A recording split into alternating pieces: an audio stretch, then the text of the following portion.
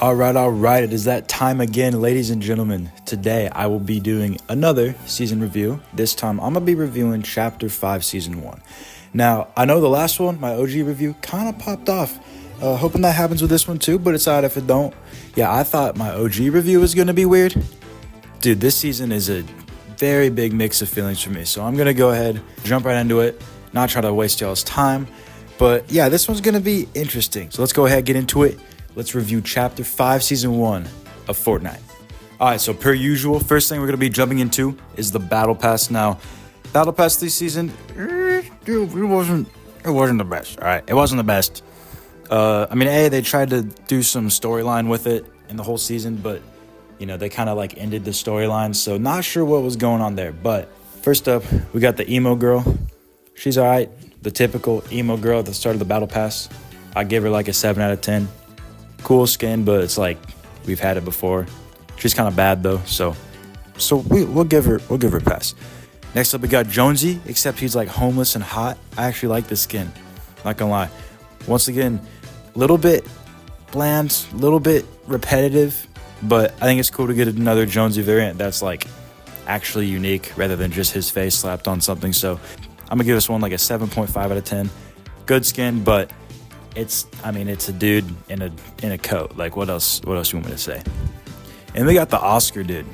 Now this skin is like really cool in theory. I really like the idea of this big buff tiger character, but I can't wear that in game. I'm sorry. I look so goofy, so clunky running around as this big tiger dude. His like electric style is so cool, but he just needs to be smaller. And that's not even because like I'm a sweat and I need like, I think the hitbox is changing. Like, no. I just think it looks ridiculous. So I'm going to give him a 4 out of 10. If he was a little bit more proportional to some of the other characters, he'd be better. Next up, we got Nisha. Once again, it's a cool idea for a skin. I don't think we've ever had anything like it before, like a fencing character. But once again, like, it's kind of just a girl in a white suit or black or pink, whatever style you're wearing. Like, it's cool. It's clean. I like it. But once again, like, it's kind of just a girl in a suit. Like, what else do you want me to say? 7 out of 10. Then we got my boy Montague. Now, his normal style is not the greatest. It's not bad, but once again, are you seeing a pattern here? It's just kind of bland, kind of lackluster. It's kind of just a dude in a coat with some cool hair who needs to hit the bulk right now. But the diamond style is freaking sweet. Like, there's not much that matches it, so as the combo master myself, it's kind of hard to make combos with, but the diamond style is sweet. So I'm gonna give him an 8 out of 10. Now here's where things change. We got buff Peter Griffin in the game. Absolutely love it. Does it look a little bit ridiculous? Yeah. Is it awesome? It's awesome. It's pretty sweet running around as buff Peter Griffin. I actually didn't think they would add an IP like Family Guy, but they did. So really funny, really awesome. All of his cosmetics are sweet. They did a really good job on his set, and they really nailed the theme with him also being on the map and the little like emote he does. So Peter Griffin is like an 8 out of 10. I really like Peter Griffin. And then we got the tier 100. I don't even remember her name, I won't lie. Her green style is cool, but she's not tier 100 worthy. I'm sorry. Like, if Kato Thorn was kind of bland for tier 100, like, she definitely is bland. And once again, it's not a bad skin. It's a pretty clean skin, but like tier 100 should be like Omega Rock. I'll give her 7.5 because I like her green style, and the flames are cool, right? She's also kind of bad, so there's that. And the secret skin with Solid Snake, 7 out of 10. Like, just it's all right. It's whatever, kind of mid. Overall, I'm gonna give the Battle Pass a 6.5 just because there were so many skins that were sort of middle of the line, good skins, but like bland. Now I got to talk about probably the most conflicting part of the season, which is the map. I absolutely loved the map at first. Wasn't obviously a fan of the graphics. If you know me, I do not like the new realistic graphics and the new realistic terrain. But generally, I think the map did a good job of being sort of bland, like sort of basic, but it has enough biomes and different things to keep it a little bit different. My main complaint would be that a lot of the POIs feel the same. Like, you either have the big houses, like, Grand Glacier and Lavish Lair and stuff like that. And then you have, like, the orange roof. I don't even know whatever, like, the Cars 2 scene looking houses are. You know what I'm saying? Like Snooty Steps, Ritzy, Pleasant. Like there's those, and that's kind of like most of the POIs. And then there's just some irrelevant ones like Rebels and Classy. So I made a picture here of my favorite and least favorite parts of the map. You can see blue equals good, red equals bad, and then white's kind of in between, kind of indifferent about it. And overall, it's pretty even. So I'm just not sure, honestly. Because there's parts of the map where I have like end games there and I'm like, man, that was fun. And there's other parts of the map that just don't feel like they fit the game. They don't fit the building grid sometimes, and just overall feel really clunky. I will say the train is really freaking cool. I love that there's a train on the map, but they really could have done more with it. Like, I ain't gonna lie, they could have done more with the train than just have like a chest. Like, they really could have had like a whole little mini event on the train, which would have been really cool. Because nobody lands on the train. I'm sorry, I couldn't tell you the last time I've seen someone land on the train. I haven't landed on the train since like the first week of the season. So really cool idea, and I'm really hoping they expand on it next season because there's a lot of potential there. I like that, you know, there's at least a couple different biomes and stuff. I like that the snow melted.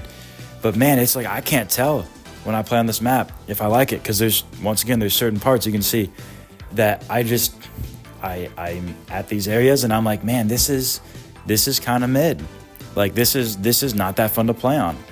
And then there's other parts where it's like, wow, I actually feel like this is a Fortnite POI and I'm having a lot of fun. Some of my favorite POIs have to be Lavish and Hazy. I also like Ritzy. And then just some of like the little spots, like the train stations around the map. Those are pretty cool. And like the bridges with the railroads are also really cool for fights. Yeah, I mean, I like part of the map, but then other parts, it's like, it just feels like it's either way too big and open or way too closed off. And I'd say I definitely feel a lot of the weirdness in zero build. This season definitely feels a lot better in zero build than build mode. But some parts of the map, man, it's like you have the mountains, which seem like they're like huge and unscalable, but are actually really cool. And just the scale of them blows my mind. I really like the mountains for the most part. But then there's other parts of the map where it's like kind of by that snooty area where there's like one or two mountains and then it's just kind of flat land. And it feels like they were trying to go for chapter 2 where it's like open, but it's not open in the same way, if that makes any sense. Like it's kind of just bland and there's nothing there. And the terrain around it doesn't really give it good license for fights. So I think in both build mode and zero build, this map's kind of a little weird. I think it's definitely a little better for zero build because obviously they made it with zero build in mind. And then there's just the irrelevant spots, you know what I'm saying? Like nobody's landing at Rebel's Roost. Why is that a POI? They could have put something cool there. You know, there's just areas that are just open with nothing there, and except like a couple houses, but there's literally no loot on this map. So like if I land at a little house, like I'm not gonna walk away with enough good loot to actually confidently play out a game. I just think that the map is like really fun in some areas and really not in other areas, which isn't usually how it goes. I'm not gonna lie. I can't think of a chapter where it's like the map was middle of the road for me. Like chapter 1, absolutely loved the map. Chapter 2, wasn't a fan of the map. Chapter 3, absolutely loved the map. Chapter 4, hated the map. It's like there hasn't been a chapter yet where I've been like conflicted on whether I liked the map or not. But this one is like middle of the road. I'm not sure. But then I also think like, yeah, the chapter 2 map was better than this one, but I didn't like the chapter 2 map. But this one is like not all that bad. So I don't know. I'm very conflicted on this map. I would give the map a 6.5 out of 10 because it's like, I don't know, it's the most like middle of the road ranking I could give it. I'm not going to give it a 5, like a 5 out of 10 middle of the road because that's like a bad rating. But I'm not going to give it like a 7 because a 7's still like good. So I think 6.5 is fair. Then again, it's the start of a chapter. They got a lot of room to expand, so I'm really hoping that they do that. And I think some of the contribution to me not liking all the parts of the map is that it doesn't feel like Fortnite. The graphics and terrain isn't, you know, that classic Fortnite style. So I'm just automatically not going to like it as much. And I think that contributes to it because the size of some of these POIs and the detail is like really cool. Like Snooty, yeah, overall 6.5 on the map once again. Same rating as the Battle Pass. Battle Pass was kind of mid. This map, I mean, it's good and bad. Like there's nothing really special about it besides like the vibe. The vibe is special. Like it's definitely unique, but not in a good way necessarily because it just feels even less like Fortnite than Chapter 4. So overall, map is mid. Like map is Map is kind of whatever, and I'm really hoping they improve on it next season. Okay, so now that we're finally finished reviewing the map, let's go over the loot pool. This one's also kind of weird. So first off, there is, once again, just kind of like the map, there is a lot of irrelevancy here, right? No one's running the Enforcer. No one's running the freaking AK gun. I don't remember what it's called, the Nemesis. Nobody's using the Hyper. Like all these guns, you know, the two rifles are too slow, and the Hyper just feels like really inaccurate for some reason. Very like almost uncontrollable. That's the only way I can describe it. It does not feel like I have very much control over this gun. And the pistol doesn't even need to exist. It's literally just the tactical pistol, but worse. Once again, another gun that I do not see people using, because why would you? Now, the Scar remake, basically, copy of the Scar, is actually pretty good. The Striker is actually pretty good. I think it's the best SMG this season. I think if you're gonna run a loot pool, you should run your Striker as an SMG, because it's really good. It's got a really good fire rate, decent range for the bullet drop off, which I'll discuss in a minute. But yeah, overall pretty solid gun. Then we get to the shotguns. This is where it gets a little weird. The hammer pump is like, sometimes it does the cleanest headshot damage, just a nice 180 to the head. But then the rest of the time, I'm hitting for 30, 50 with a purple one every shot, right? My green one is hitting for like 60 to the dome max. I don't know, it's just very weak, very inconsistent, because sometimes the headshots are just so nice, and then other times, man, this gun just be letting me down. And then I blank with it a lot too, like just major issues with this gun. I can't do it, man. The pump shotgun is not that good this season. It was looking real good at the start. Peter pump is still pretty good, but this shotgun is not gonna do it for me. And then we got the Frenzy Auto, which is the complete opposite, right? Yeah, it takes a long time to reload, but this gun absolutely shreds anyone. I'd say it's better than the drum shotgun. I would, and I thought the drum shotgun was OP. So the Frenzy Auto is just like, if I want to win games, I run the Frenzy. It's like I can't do anything with the pump, because I hit them for 60 and then they go boom, boom, and I'm dead. So shotguns, not balanced at all. I really don't know what they were doing. But there is one gun that has made the season fun. There is one thing that has shined, and that is the sniper. Holy cow. You put any scope, any attachment on this thing, and it is absolutely insane. Now, they did nerf it. I don't think they should have. I think it's a little bit clunky now, but still really good somehow. Like, that's how good it is. I don't think it's overpowered. I just think it's really good. So the snipers have been absolute meta this season. I absolutely love the snipers. If you watch FNCS, watch clicks hit all those shots, that shows you like how good the snipers are. Very fun gun, and like 99% of my clips are with the sniper. And then there's also some other guns like the Thunderburst. It's all right. And then they added some random guns like the Anvil and the lock-on pistol. Whatever. One of my other main complaints with the loot pool is some of the items, right? Flowberries, cool, whatever. Riot Shield, little overpowered in zero build, but it's kind of just a dumb item, I think. Like, it's either really strong or really weak, and it just, I don't know, doesn't really have a place in the game to me. But then the grapple blade, so clunky, so awful. Like, in theory, it's so cool, but it takes forever to grapple, and then you start getting flung around the map in places you didn't even plan on going. You start teleporting. Super clunky gun. I'm not a fan. Overall, I'm going to give the loot pool a 6 out of 10, right? Sniper absolutely carried, and not much that they added throughout the season really made that much of a difference. So, yeah, they really need to reconsider the spray meta next season and get a really good pump in there for this game to be fun again. And to finish off the video, the last thing we'll be going over is some of the new features. First feature is the weapon mods. Now, I personally think this just makes the game too complicated. It's a really cool idea in theory, but there's just some that don't have a place. Like, for example, why in the world would I run a scope on half of these guns? Why if I have a mythic, which I didn't cover, by the way, because they're basically just the same. Why, if I have a mythic, do I have to have a scope on it? Why do mythics have a scope on it? And like nothing to control recoil? Why in the world would I put a scope on my shotgun? No, nobody's putting a hollow on their shotgun. Nobody. There's no reason to do that. Why in the world do I need a 4x scope on my Nemesis? The attachments just clutter up the game and really I think should be limited to some guns. Like shotguns don't need scopes.